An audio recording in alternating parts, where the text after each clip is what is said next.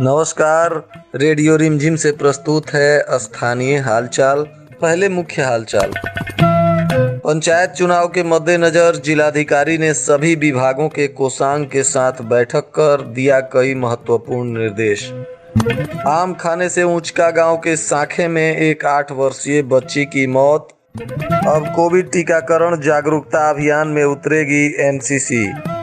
गोपालगंज में डेंगू का कहर शुरू, एक छात्रा की इलाज के दौरान हुई मौत, कई लोग अस्पताल में भर्ती। कटिया पुलिस ने एक महिला और एक पुरुष को शराब के साथ किया गिरफ्तार, दोनों भेजे गए जेल। स्थानीय हालचाल के इस अंक के साथ मैं अनिकेत मिश्र। अब हालचाल विस्तार से।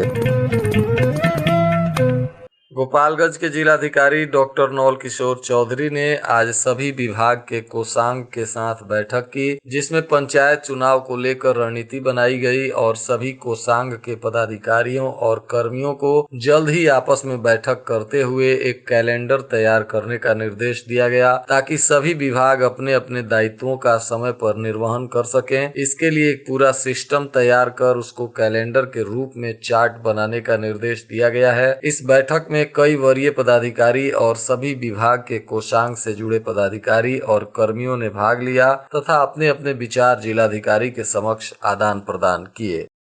ऊंचका गांव थाना क्षेत्र के साखे बाजार के सुनील सिंह की 8 वर्षीय बच्ची दिव्या कुमारी की आम खाने से मौत हो गई है, जिसकी खबर सुनकर परिजनों में चित्कार मचा हुआ है। दिव्या कुमारी की दादी ने सदर अस्पताल में बताया कि मंगलवार की रात्रि में बच्ची आम खाकर सो गई थी। उसके बाद आधी रात को अचानक बच्ची का मुंह पेट चलने लगा, जिसके बाद स्थानीय चिकित्सकों से उसका इलाज शुरू करा दिया गया, परंतु मुंह पेट इतना ज्यादा चलने लगा कि सुबह परिजन बच्ची को सरकारी अस्पताल में लेकर गए, जहां से डॉक्टरों ने सदर अस्पताल गोपालगंज रेफर कर दिया। सदर अस्पताल पहुंचने पर रास्ते में ही बच्ची ने दम तोड़ दिया था, जहां डॉक्टरों ने बच्ची को मृत घोषित कर दिया, जिसके बाद मौके पर मौजूद उसकी दादी का रो रो कर बुरा हाल हो गया है।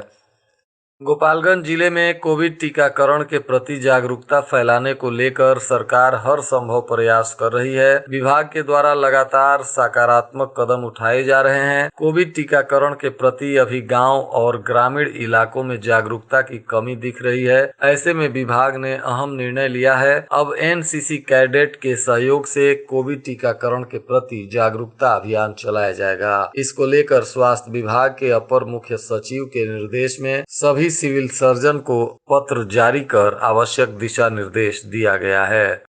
गोपालगंज शहर में डेंगू का कहर शुरू हो चुका है। प्राप्त सूचना अनुसार 11 साल की एक छात्रा की डेंगू से मौत हो गई है और 5 लोग गंभीर रूप से अभी भी बीमार हैं, जिनका अस्पताल में इलाज चल रहा है। प्राप्त सूचना अनुसार छात्रा की हालत बिगड़ने के बाद डॉक्टरों ने गोरखपुर रेफर कर दिया था और गोरखपुर में ही इलाज के दौरान उसकी मौत की खबर आई है। जिला प्रशासन ने सभी लोगों से अपील किया है कि डेंगू के बचाव के लिए अपने घरों के आसपास साफ सफाई रखें और स्वास्थ्य विभाग भी डेंगू के बचाव के लिए कीटनाशक के छिड़काव की तैयारी में जुटा हुआ है।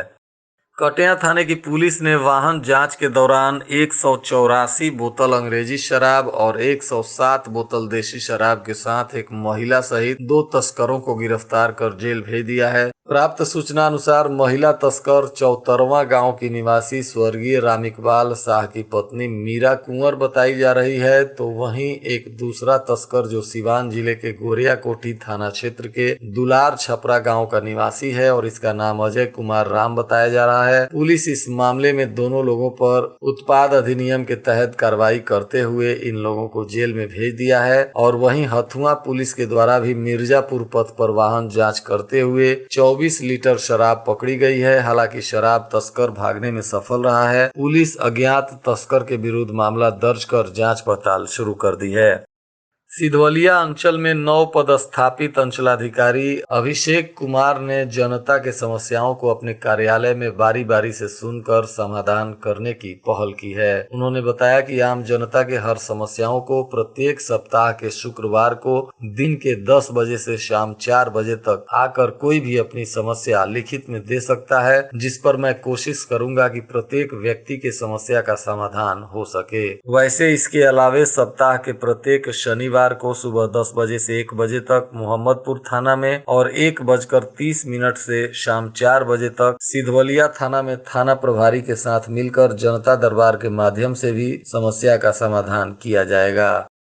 कटिया थाना क्षेत्र के भांगहा में एक निजी जमीन में कुछ लोगों के द्वारा एक महिला का शव दफन कर देने के बाद वहां मामला उलझ गया और पुलिस मामले की जांच पड़ताल के लिए पहुंची। प्राप्त सूचना अनुसार भृंगीचक गांव निवासी केदार माली ने अपने ही गांव के हरि नारायण उर्फ हरि माली और हीरा लाल माली को नामजद करते हुए आरोप लगाया है कि इन लोगों ने केदार माली के निजी जमीन पर अपनी मां का अंतिम संस्कार कर दिया है। फिलहाल पुलिस इस मामले की जांच पड़ताल कर रही है। आज सिधवलिया में भाजपा कार्य समिति की बैठक हुई, जिसमें मंत्री जनक राम ने कहा कि भाजपा पंडित दीनदयाल उपाध्याय, श्यामा प्रसाद मुखर्जी और अटल बिहारी वाजपेयी के सपने को साकार करने में दिन रात लगी हुई है। उनका सपना था कि दलितों, महादलितों, अनुसूचित जाति एवं जनजातियों को और पिछड़ों को आगे बढ़ाया जाए, जो हमारे प्रधानमंत्री नरेंद्र मोदी दिन रात एक कर लगे हुए हैं। उन्होंने मंत्रिमंडल में जगह देकर महापुरुषों के सपनों को साकार किया है।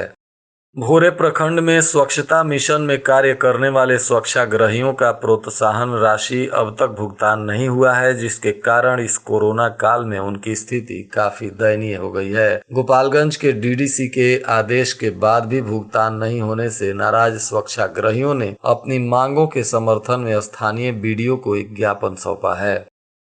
जातीय आधारित जनगणना पर आज गोपालगंज राजद ने अपना विरोध जताते हुए राजद के प्रदेश महासचिव रियाजुल हक राजू ने कहा कि केंद्र की मोदी सरकार जातीय जनगणना नहीं कराकर पिछड़े अति पिछड़े समाज को उनके अधिकारों से वंचित करने की साजिश रच रही है, जिसका राजद सड़क से लेकर सदन तक पुरजोर विरोध करेगा।